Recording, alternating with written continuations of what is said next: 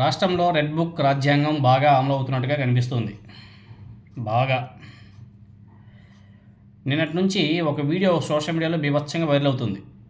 చాలా లేట్గా అది సోషల్ మీడియాలో కూడా రావడం జరిగింది. అది ఎప్పుడో జరిగిపోయిందంట సంఘటన. అది లేటుగా వచ్చింది ఆ వీడియో సోషల్ మీడియాలోకి. ముగ్గురు యువకుల్ని పోలీసులు చితక బాధేస్తున్నారు, ఉతికి ఆరేసిస్తున్నారు. అసలు నడి రోడ్డు మీద పట్టపగలే పోలీసులు ముగ్గురు యువకులను ఉతికి ఆరేస్తున్నారు. అసలు పోలీసులకు ఆ విధంగా కొట్టే అర్హత ఉందా అంటే లేదు అని చెప్పేసి చాలామంది చెప్తారు. కోర్టులు కూడా చెప్తాయి థర్డ్ డిగ్రీ ప్రయోగించకూడదనేసి. మరి ఏందో అంత పట్టపగలే ముగ్గురు యువకుల్ని కింద కూర్చోబెట్టి కాళ్ళ మీద అబ్బాబ్బా అట్లే వేసి తొక్కుతూ కొడుతూ ఆ వీడియోలన్నీ కూడా మీరందరూ కూడా చూసుంటారు. ఇదే రెడ్ బుక్ రాజ్యాంగం అంటే. రాష్ట్రంలో రెడ్ బుక్ రాజ్యాంగాన్ని అమలు చేస్తున్నటువంటి సీఎం చంద్రబాబు నాయుడు గారి బాటలోనే ఏపీ పోలీసులు బరి తెగించి దళిత మైనారిటీ బడుగుల మీద విరుచుకుపడుతున్నారు. ముఖ్యమంత్రి స్థాయి వ్యక్తి నుంచి క్షేత్రస్థాయి కానిస్టేబుల్ వరకు రెడ్ బుక్ రాజ్యాంగం అమలులో పోటీ పడుతున్నట్టుగా కనిపిస్తుంది. కంచె చేని వేసిన చందంగా చట్టాన్ని పరిరక్షించాల్సినటువంటి పోలీసులే చట్టాన్ని తమ చేతుల్లోకి తీసుకున్న వైనం గుంటూరు జిల్లా తెనాలిలో చోటు చేసుకోవడం జరిగింది.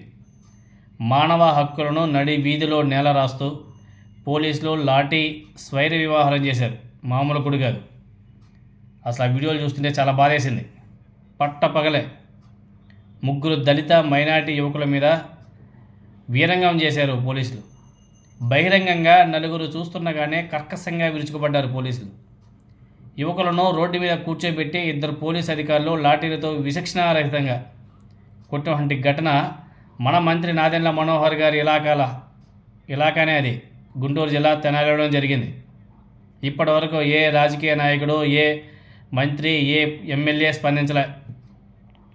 యువకుల అరికాల మీద పోలీసులు కర్కశంగా లాఠీలతో చితకబాదినటువంటి వీడియో వైరల్ అవుతుంది. దీన్ని చూస్తుంటే ప్రతి ఒక్కరికి కూడా అసలు ఒళ్ళు గగురు పుడుస్తుంది. అంత కర్కశంగా కొడుతున్నారు. అసలు మనం ప్రజాస్వామ్యంలో ఉన్నామా లేకపోతే అటవిక రాజ్యాంగంలో ఉన్నామా అనే ఆందోళన కూడా కలుగుతుంది. గత నెలలో జరిగిందంట. అది చాలా ఆలస్యంగా వెలుగులోకి వచ్చింది.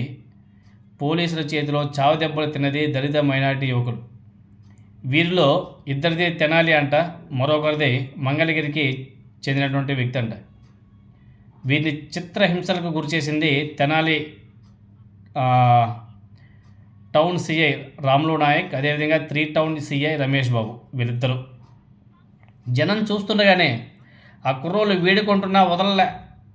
తెనాలి 3 టౌన్ పోలీస్ స్టేషన్లో పనిచేస్తున్నటువంటి కానిస్టేబుల్ కన్నా చిరంజీవి, అతను PC 6068 మీద ఏప్రిల్ 24వ తేదీన రాత్రి నలుగురు యువకులు హత్యాయత్నం చేశారని చెప్పేసి 2 టౌన్ పోలీసులు కేసు నమోదు చేశారు. ఈ కేసులో నిందితుడిగా పేర్కొన్నటువంటి వేము నవీన్ పోలీసులకు ఇంకా దొరకలేదంట.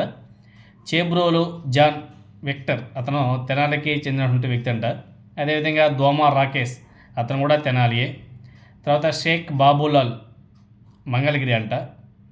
వీళ్ళని ఏప్రిల్ 27వ తేదీన పోలీసులు అరెస్ట్ చేసినట్టుగా తెలుస్తుంది. రిమాండ్ రిపోర్ట్ కూడా అలానే పేర్కొనడం కూడా జరిగింది. అంటే అరెస్ట్ చూపిన 2 రోజుల ముందే అదుపులోకి తీసుకొని ఏప్రిల్ 25వ తేదీన ముగ్గురు నిందితులను తెనాలిలో 2 టౌన్ పోలీస్ స్టేషన్కు 2 పర్లాంగుల దూరంలోనే నడి రోడ్డుపై కూర్చోబెట్టి అరికాలపై తీవ్రంగా కొట్టారంట. 3 రోజుల పాటు దళిత మైనారిటీ యువకులను అదుపులోకి తీసుకొని తెనాలి వీధుల్ని తిప్పుతూ విచక్షణారహితంగా కొట్టినట్లు చాలామంది చెప్తున్నారు. 2 టౌన్ సిఐ రాములు నాయక్ అతి కర్కశంగా యువకుల కాళ్ళ మీద బూటు కాళ్ళతో ఎక్కి తొక్కి పెడితే 3 town CI Ramesh Babu third degree ప్రయోగించాడంట. ప్రస్తుతం ఈ కేసులో ఆ నిందితులంతా కూడా రిమాండ్లో ఉన్నారు. కానీ ఎంత దౌర్భాగ్యమో ఒకసారి అందరూ కూడా ఆలోచన చేయాలి. పోలీస్ అధికారులు రాజ్యాంగాన్ని ఉల్లంఘించడం ఎంతవరకు సమంజసం? జీవించే హక్కు, వ్యక్తిగత స్వేచ్ఛను హరించేలా ప్రవర్తించడం తప్పు కదా. తెనాలి ఐతానగర్ యువత తప్పు చేసి ఉంటే, 'న్యాయస్థానంలో' ప్రవేశపెట్టాలే తప్ప నడి రోడ్డుపై బహిరంగంగా 3 టౌన్ పోలీస్ స్టేషన్లో 2 పర్లాంగుల దూరంలోనే నడి రోడ్డుపై కూర్చోబెట్టి అరికాలపై తీవ్రంగా కొట్టారంట. 3 రోజుల పాటు దళిత మైనారిటీ యువకులను అదుపులోకి తీసుకొని తెనాలి వీధుల్ని తిప్పుతూ విచక్షణారహితంగా కొట్టినట్లు చాలామంది చెప్తున్నారు. ఈ విధంగా దాడి చేయడం ఎంతవరకు సమంజసం? ఈ ఘటన ప్రభుత్వం ఎలాగో పట్టించుకోదు. జాతీయ ఎస్సీ కమిషన్, అదేవిధంగా జాతీయ మానవ హక్కుల కమిషన్, రాష్ట్ర ఎస్సీ కమిషన్ స్పందించి బాధితులకు న్యాయం చేయాలి. చాలా ఇంపార్టెంట్ ఇది. లేకపోతే ఏంటంటే అసలు నడి రోడ్డు మీద కూర్చోబెట్టి ఆ విధంగా కొట్టడం ఏంటి? అబ్బబ్బబ్బా! తప్పు చేశారా లేదా అనేది కోర్టులు తెలుస్తాయి.